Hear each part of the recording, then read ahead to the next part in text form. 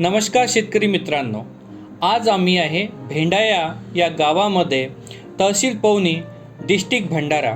आज आमची SNM agro कंपनीमधील सर्व मार्केटिंग टीम सोबतच खूप आनंदाची गोष्ट आहे. कंपनीचे director MD doctor Satish Mohol sir हे आमच्या सोबत आहे आणि आज तुम्हाला प्रात्यक्षिक पाहायला मिळणार आहे. त्यासोबतच SNM ॲग्रोटेकचे इतर सर्व प्रोडक्ट जसं अळ्यांसाठी उपचार, खोडकिड्यांसाठी उपचार व तसेच व्हायरल इन्फेक्शनसाठी उपचार बायो ऑर्गॅनिक माध्यमातून कसा होतो आणि त्याचा प्रात्यक्षिक डेमो आज आपण या शेतावर देणार आहे. आमच्या सोबत गुलाबरावजी वैद्य हे शेतकरी आहे आणि सोबतच त्यांचे दुसरे वसंता बांगळकर हे शेतकरी होते.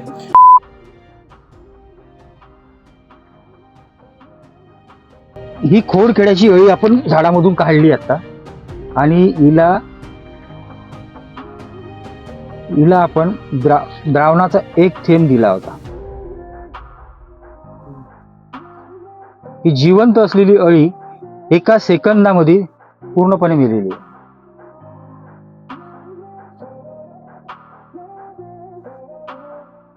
हिला हे द्रावण फक्त हिला वास दिला.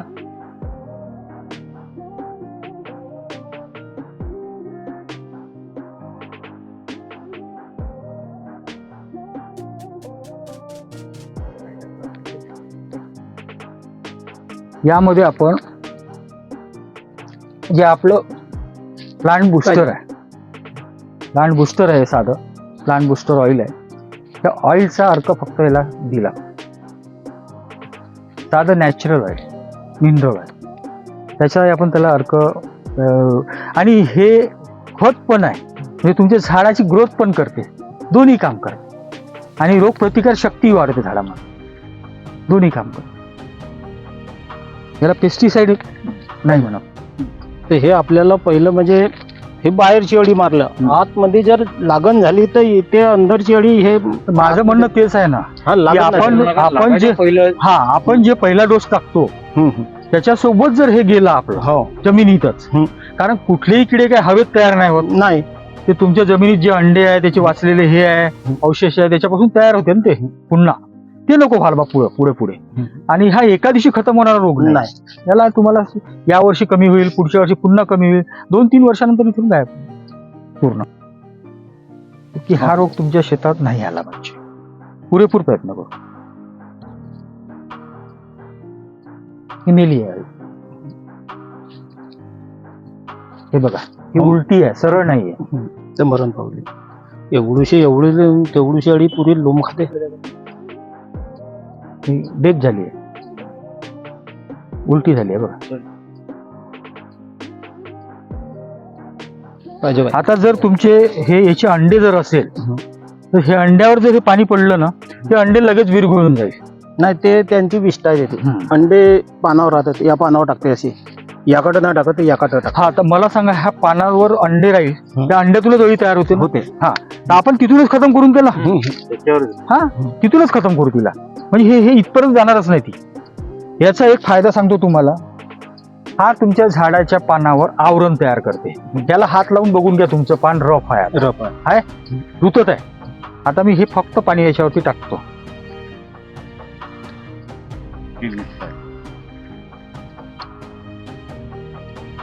अर्ध्या पानाला पाणी लावलं, अर्ध्याला नाही लावलं. आता तुम्ही इथे हात लावा, इथे हात. हे बघा, याच्यावर आपण स्प्रे मारला समजा, ह्या पानावर अर्ध्या याच्यावर काही चिपकणार नाही, राहणार नाही. इथे खाली हात लावा. झालं कोटिंग. हे कोटिंग झालं आता. अरे याच्यावर कुठला किडा बसणार नाही, बसला तरी तो थांबणार नाही, लगेच चालला.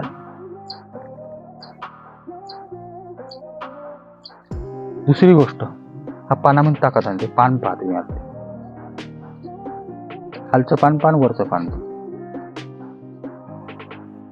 पूर्ण साफ आहे. ताकदही आणते, कडकपणा आणते, शायनिंग आणते.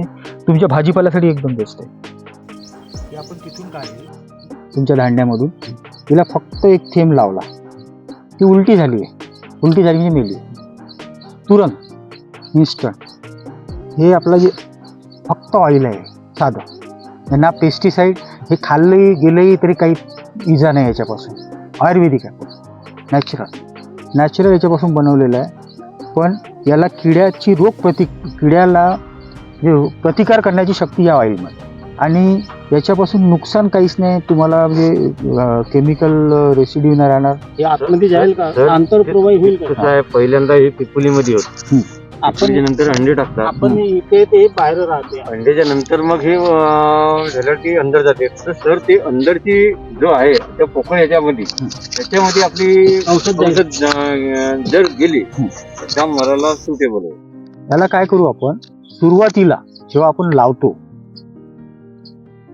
अँटी रिपेलंट म्हणून काय मला सांगा, मच्छर झाल्यानंतर ते डसते आपल्याला, पण मच्छर झालेच नाही हो. डसन कुठून, तोच पाहिजे. हा, तर आमचा उद्देश हा आहे की रोग होण्यापेक्षा, रोग झाल्यावर औषध देण्यापेक्षा तो रोग नाहीच झाला त्या शेतात, तो प्रॉब्लेम नाही होणार ना. नाही तर आपण आपल्या खतांमध्ये हेच प्रयत्न करतोय, संशोधनाचं काम तेच करतोय. आता मला सांगा, जमीन कडक झाली त्याला आपण नरम करतोय, पण ती कडकच नसती झाली आपण नरम कसं कशाला केलं असतं, डबल उपाय करावा लागत आहे ना. म्हणून ते नरम राहावी त्यासाठीच आपण असे ते प्रयत्न करतोय की जेणेकरून हे खत तुम्ही जे बायो ऑर्गॅनिक वापरतोय आपण, हे वापरल्यानं तुम्ही वर्षानुवर्ष जरी वापरले तरी तुमच्या जमिनी खराब होणार नाही, त्या उलट चांगल्या होत जाईल पुढं. तसंच आपण रोगावर सुद्धा संशोधन करताय. आमचं म्हणजे सध्या माझं रिसर्च चालू आहे, VNIT कॉलेज जे आहे नागपूरचं, सेंट्रल गव्हर्नमेंटला मी PhD करतोय त्याच्यामध्ये बायो ऑर्गॅनिक. तर आमचा रिसर्चचा विषयच तो आहे की शेतकऱ्यांना केमिकलला पर्यायी उपाय काय, जेणेकरून शेतीची प्रतही खराब नाही झाली पाहिजे, मानवाचं आरोग्य पण खराब नाही झालं पाहिजे, आणि उत्पन्न पण झालं पाहिजे. कारण शेवटी शेतकऱ्याचा म्हणजे जे उदरनिर्वाह चालते ते शेतावर चालते. शेतकरी उत्पन्न घ्यासाठीच केमिकल वापरायला लागला होता. उत्पन्न वाढलं पाहिजे म्हणूनच केमिकल टाकले ना तुम्ही, बरोबर आहे ना. मग आता तुमचा मेन जो प्रॉब्लेम आहे तो उत्पन्न आहे. उत्पन्न आपण टिकून जर जमिनीची प्रत वाचू शकत असेल तर त्याचे उपाय करायचे आहेत.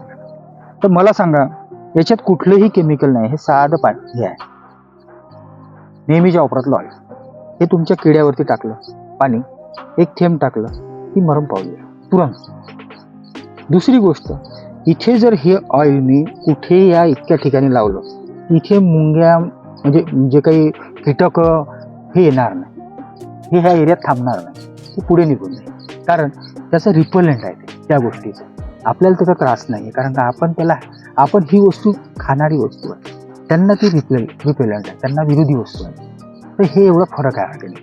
तर आपण याच्यावर पण तुमचे, जसं आता तुम्ही एवढ्या मेहनतीने त्याला हे बनवून संगोपन करून पीक उत्पन्न काढायच्या स्टेजला आणता, आणि त्या स्टेजवर जर खोडकिड्या गेला तर तुमचं पूर्ण उत्पन्न वाया जातं, पूर्ण मेहनत गेली. त्यासाठी कुठेतरी हमखास की आमच्या शेतात किडा येत नाही. जसं मला काही शेतकऱ्यांनी, तुमच्याच भागातल्या काही शेतकऱ्यांनी मागच्या वर्षी सांगितलं होतं की साहेब, ज्या बांधीमध्ये आम्ही धानामध्ये ते फोर्स टाकलं सोबत त्याच्या, तिथं आमच्या इथं चण्यामध्ये मोहरोग आलेला नाही, असा अभिप्राय तुमच्या एरियातून आलेला. तुमच्याच एरियात की चण्यावर मोहरोग आला, खरी गोष्ट आहे. मोहरोग कशाने येते, जमिनीत असलेल्या फंगस दिसते, ठीक आहे. आणि PSF फोर्स जो आहे तो अँटी फंगल पॉवर आहे त्याच्यामध्ये, ते टाकल्यावर कसा येणार ते फंगस. आणि मोहरोग म्हणजे काय, तुमच्या मुळ्या सोडून झाड वाळून जाते, मुळ्या खतम झाल्या की झाड खतम. म्हणून आपल्याला हे सर्व आधीच आहे. आणि ते जर रेग्युलर तुम्ही बरोबर केलं ना तर होत नाही. जसं आधी आयुर्वेदामध्ये सर्व शक्ती होती की गावामध्ये खेड्यामध्ये रोग नाही आहे, आता प्रत्येक गावात बघा तर रोग वाढले. का बरं, कारण की आपण नॅचरल वस्तू सगळं भुलून जातो, आपण केमिकलकडे वळून जातो.